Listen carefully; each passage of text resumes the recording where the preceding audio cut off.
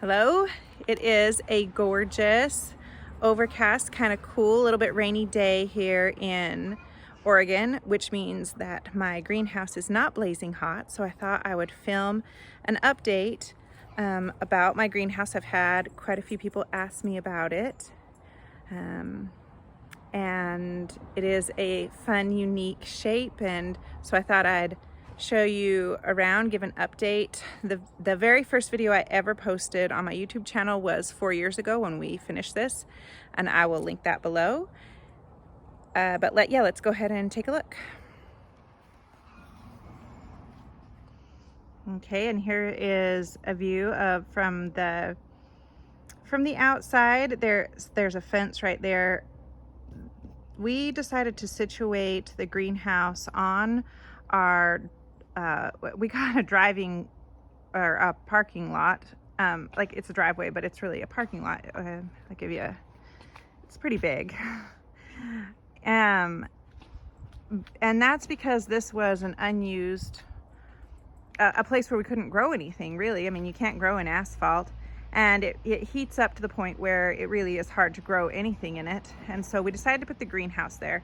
The asphalt then acts as a thermal bank in the winter and helps keep the greenhouse clean.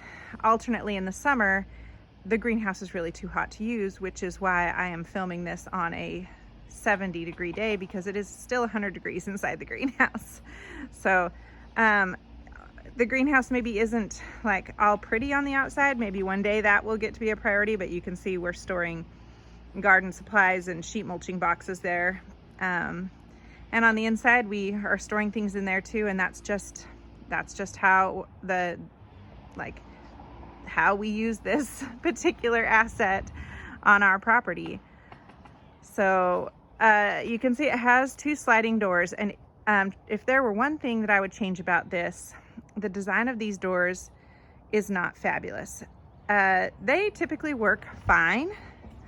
As you can see, they slide close, and the other one side closes. They do occasionally pop off their tracks and have to put them back on. It's not that big of a deal. It's 4 years old and it's a pretty minor detail. But if there were one thing I were going to change, that would be it. So looking on the inside as we approach, the features of the greenhouse, it is 8 feet by 14 feet. It's a pretty good sized greenhouse. The walls are made of a double thick polycarbonate with UV protection on the outside. There are 4 window vents. Two of them are open here, but there's one here and one here. And as it heats up in the spring, we definitely need those. There's also, it's currently covered right now, but here we'll walk in here. There's a louver behind the fans, so that, and it's open. It does have a lever. It's right here. So it will close and open. And that, when the doors open, creates a cross breeze to help cool down the greenhouse. We have just a variety of shelving in here. These shelves, the metal ones, they come with the greenhouse. I think they were add-on features. I added them on. I really like them, and I kind of oscillate back and forth between, I wish I could, the greenhouse will fit, so you can see I have 2, one on each side, and they run half the length of the greenhouse, and I sometimes wish that I had another one. These little shelves, some of you probably recognize from like an old, like a little one of those more like flimsy, like temporary greenhouses. We lost one in a windstorm, but the shelves were okay, and so I put them in here, and I have had those in here for 4 years. Now they're getting brittle and they're pretty rickety. You can see there's the shelves are zip tied to them, but it's time to take them out, so we're acquiring new shelving. These were in here this spring. These are new. This is more what I want. But I do sometimes wish I would have put this all the way through, However, I would still need shelves below them because I definitely fill up multiple layers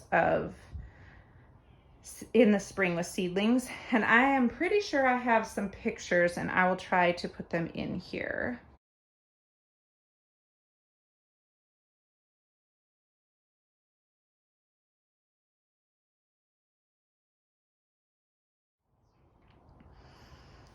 So other things about the greenhouse. Oh, let me tell you about the base. So you can see that there's a base built from pressure treated lumber that is sitting here. And the reason that is not standard and that's not part of the instructions, and the reason for that is because we were putting on an existing asphalt, we needed to do that.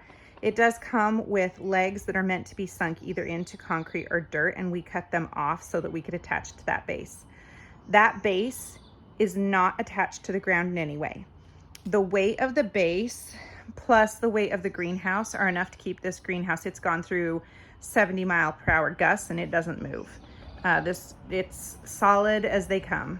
So I have been extremely happy with it. This summer I grew 600 something plus seedlings in it. Like all gardeners, I probably wish it were bigger. But, hi, Ike. Ike wants to be in every video.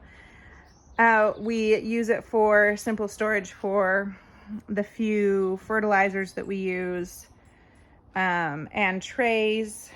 There, it looks like there's some shade cloth, and then we keep a few things for our chickens, some diatomaceous earth and other things in here. But yeah, it's pretty empty right now. My scale's in here.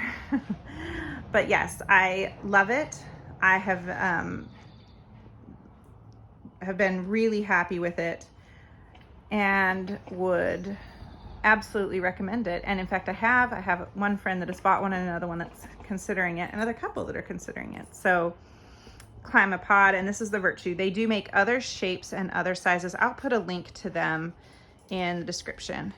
If you have any questions, let me know. Oh, I will say, I did, when we first put it in, install thermostatic vents. They didn't work for very long. They quit working pretty quickly, so I would not recommend that.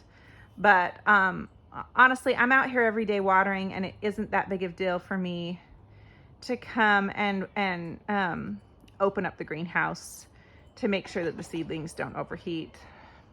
It's just better for me. So that's the tour of the greenhouse. If you have any questions or want to see anything else, let me know. I'll talk to you next time.